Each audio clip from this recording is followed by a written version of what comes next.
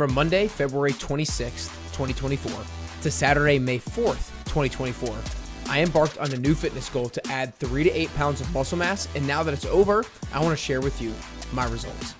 I ended up adding 7.1 pounds of body weight and 5 pounds of muscle mass. Today, I want to break down how I went about the goal setting process, the specific training techniques that I used, and the nutrition habits that I implemented. Before we dive in, if you're listening on the Apple Podcast app or on Spotify, make sure you hit the follow button. And if you're watching on YouTube, make sure you hit like and subscribe.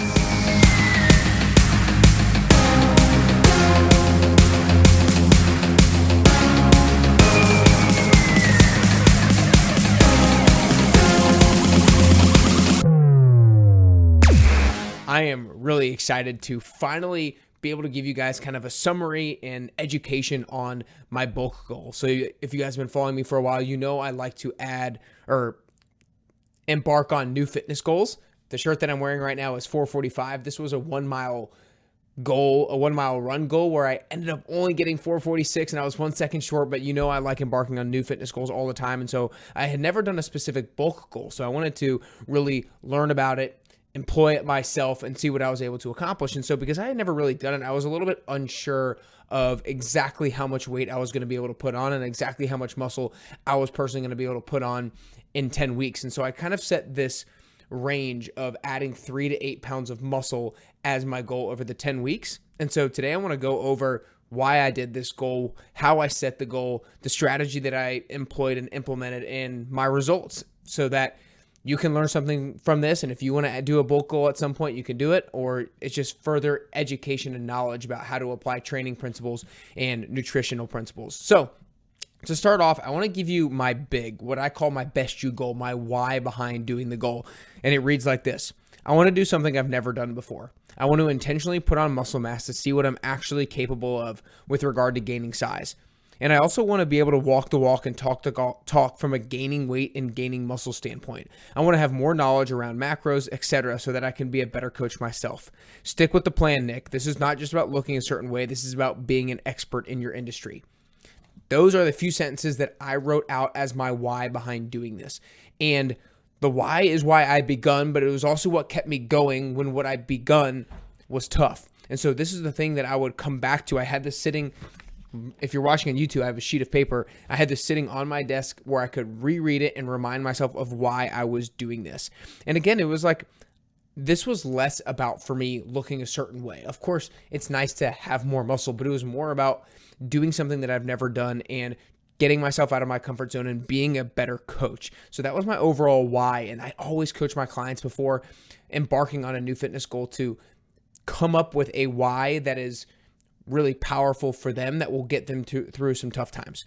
So that's the first thing. The second was what my actual goal was. Like I said, it was gaining 3 to 8 pounds of muscle in 10 weeks. And usually I have people go with a hard and fast goal, but because I had never done this before, I wanted to have kind of a range of what success actually looks like by the end of 10 weeks. And I knew that from doing research on the front end that maybe adding anywhere from 0.5 pound to 1.5 pounds per week would be something that would be potentially realistic. And so I didn't know exactly what rate I would be at. So I gave myself that range of 3 to 8 pounds of muscle. And I ended up adding 5 or exactly 4.9 pounds of muscle over those 10 weeks. And then the next step is identifying what are the weekly goals that I need to do in order to achieve the long-term goal. Because after I set the 10-week goal of adding 3 to 8 pounds, I can't really focus and dwell too much on the weight. Of course, I've got to weigh myself and get feedback, but I wanted to have and identify weekly goals that I could, if done repeatedly,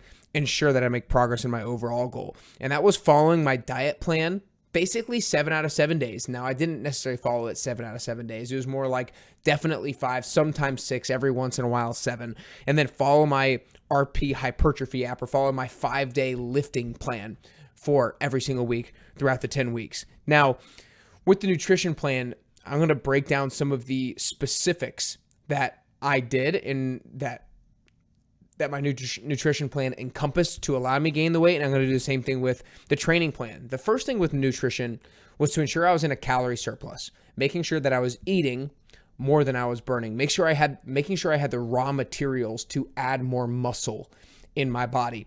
And so that really was important, the main things that were important were total number of carbohydrates and total amount of protein on a regular basis, because carbohydrates both help you build muscle and ensure that you prevent muscle breakdown, and protein is obviously the raw materials for the muscle itself. And so I was following a macronutrient plan that was somewhere around 40, 30, 30, from 40% carbohydrates, 30% protein, 30% fats. And sometimes my protein was maybe even a little bit higher than that when I was actually living it out. And then the timing of those were really important. And that was something that I feel like I learned most about during this 10-week goal. Two different things that were really important for timing wise: before my workout and after my workout. Before my workout, it was important that I had sufficient carbohydrates to really fuel my workout so that I could really push myself closer and closer to failure, so that I could really ensure that I was going to build muscle. And I'll get more into the training techniques here in a little bit. And then after the workout, it was really important that I had starchy carbohydrates, things like rice, potatoes.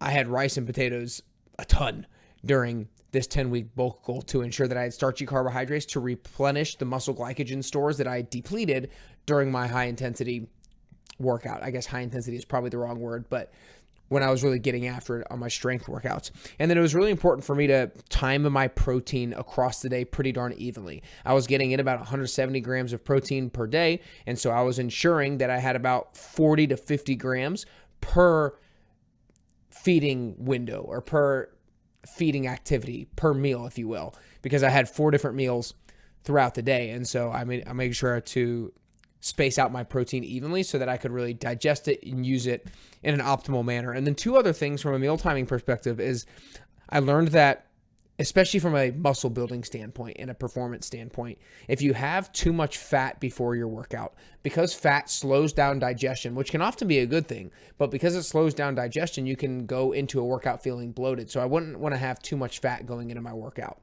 And then after your workout, you also don't want to have too much fat, because you're trying to digest the food quickly so that you can get that muscle protein synthesis process going, and you can replenish those muscle glycogen stores quickly as well. And so my fat in my meal before my workout and my meal after my workout was anywhere from 15 to 20 grams, so that I could really optimize those processes. So I was in a calorie surplus.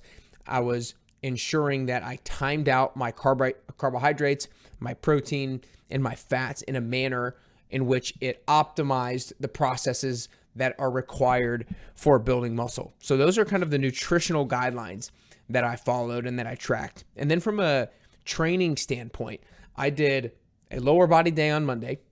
I did an upper body push day on Tuesday. Push means chest, triceps, and shoulders, or in anterior delts more in particular.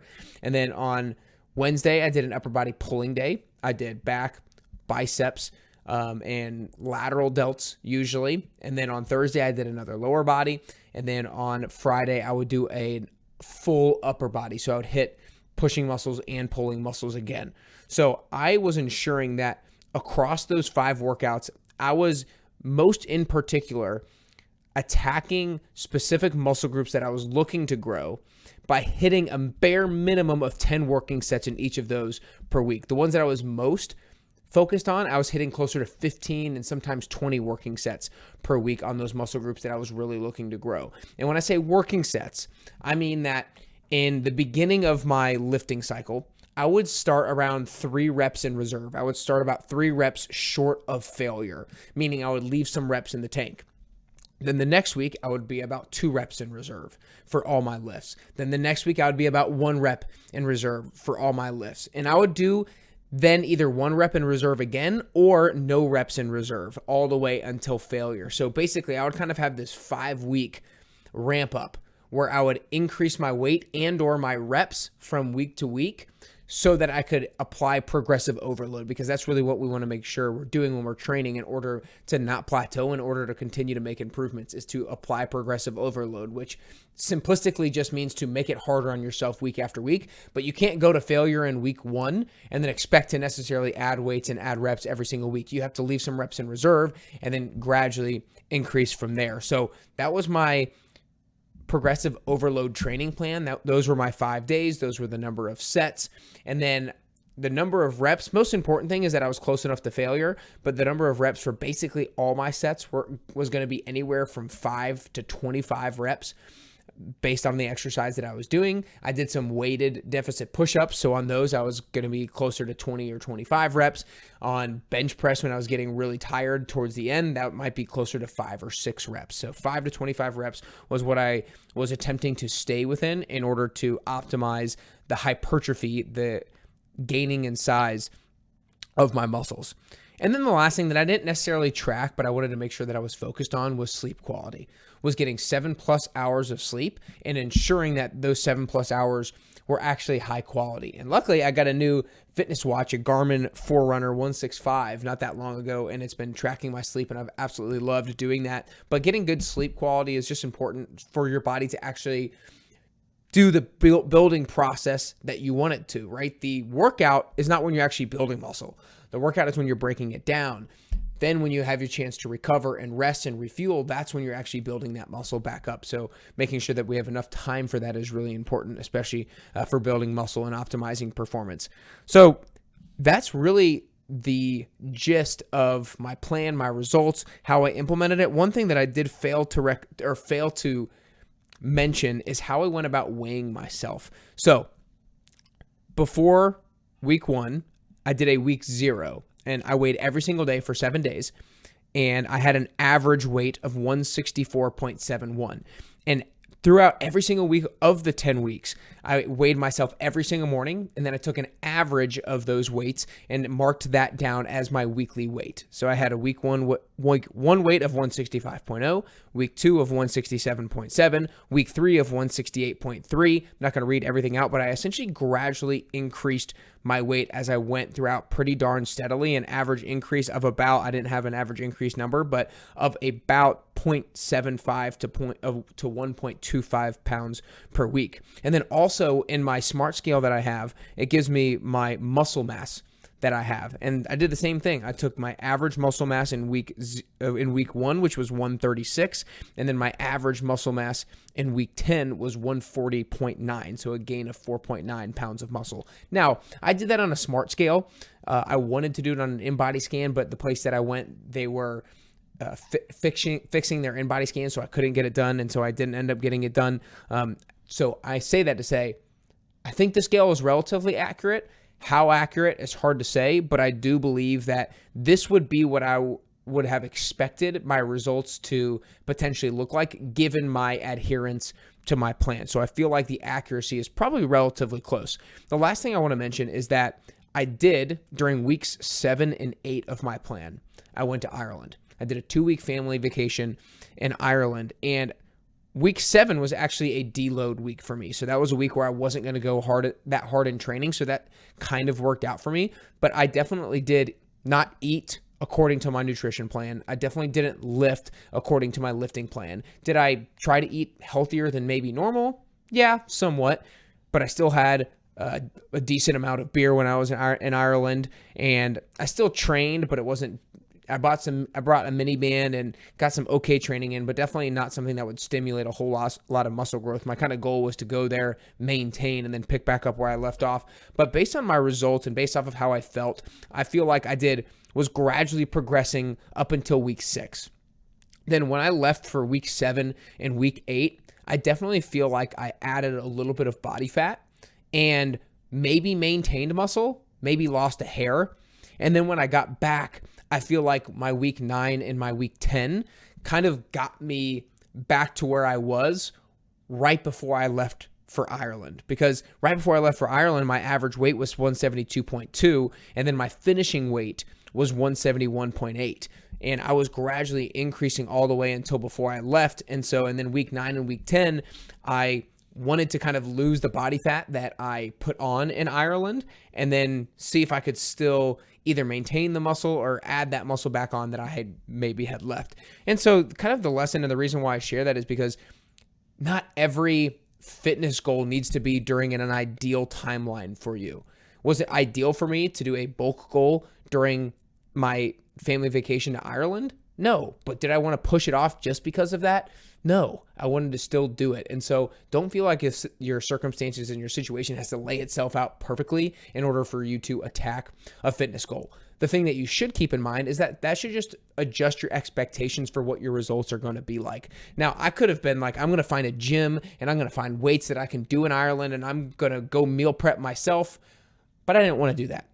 I wasn't willing to go through that level of work myself in order to see just that much more muscle mass in my results. I just didn't think it was that important to me to make that level of sacrifice when I was with my family and just wanted to enjoy and be with everybody and stuff like that. So wanted to share that as well. But I hope hearing about how I went about this is educational for you. I hope you learned about really what it takes to go about a fitness goal in a strategic way, in a mindful way, and not just in a way of like, I want to lose weight, or I want to get bigger, or I want to get stronger. It's like, no, let's like actually nail these things down. Let's come up with why you're doing it. Let's come up with a target or a finish line that you want to be at. Let's identify 2 or 3 weekly goals that you can achieve in order to get you to that overall goal. And let's get into the specifics of calories, of macros, of training and sleep quality and timing and all that kind of stuff, because those will just guarantee the kind of progress that you're going to be able to make. And that's exactly what I do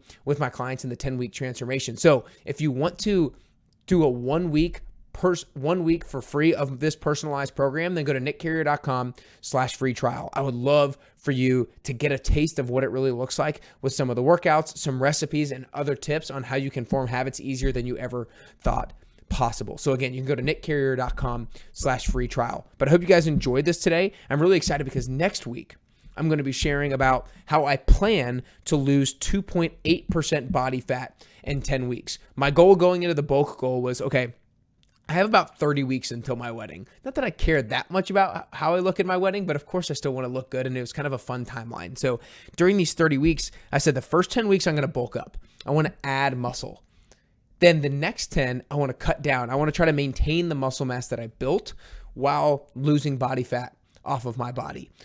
So those are the first 2 10-week periods. Then that third 10-week period, I'm just going to optimize for performance and see how badass I can be from a strength perspective, from a running perspective, and all those kinds of things. So that's going to be my kind of my 30-week timeline. I finished the bulk. I'm currently beginning the cut, which I will discuss, and then I'll discuss my high performance goal as well when the time comes. So look forward to next week to losing 2.8% body fat in 10 weeks and how I plan on doing that.